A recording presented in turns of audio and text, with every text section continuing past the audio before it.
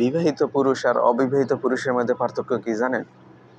একটা অবিবাহিত ছেলে তখন তার মা বাবার কাছে সুযোগ্য সন্তান, আর একটা বিবাহিত পুরুষ তখন সে তো অন্য একটা নারীর স্বামী, তখন তার বাপ মার ছেলে সন্তান হয় না। এইটাই হইল বিবাহিত পুরুষের আসল পরিচয়। আর একটা বাস্তব কথা কি জানেন? অবিবাহিত ছেলেদের যত অন্যায় দোষ গুণ করুক, কখনো সেটা মা বাবার কাছে অন্যায় না। যদি কোনো সমস্যা হয় যে বাবা ব্যাপার না, ঠিক হয়ে যাবে। আর যদি বিবাহিত পুরুষটা কখনো অন্যায় করে, তখন তার দোষ গুণের পরিবারের কাছে বোঝা হয়ে দাঁড়ায় একটা সময়। এই যে পুরুষ মানুষের মধ্যে দুইটা ভাগ আছে, একটা হলো অবিবাহিত আর একটা বিবাহিত।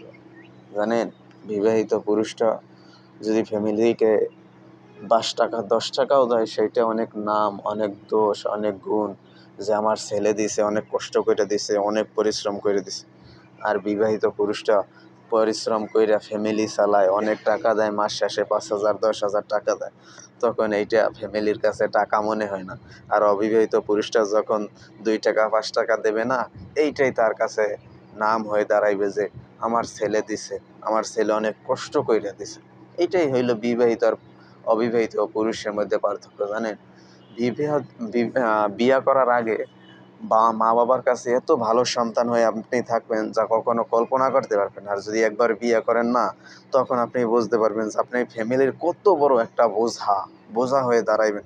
সেইটা আপনি বিয়ে না করলে আপনি কখনো বুঝতে পারবেন না, যারা করছে তারাই বুঝতে পারছে।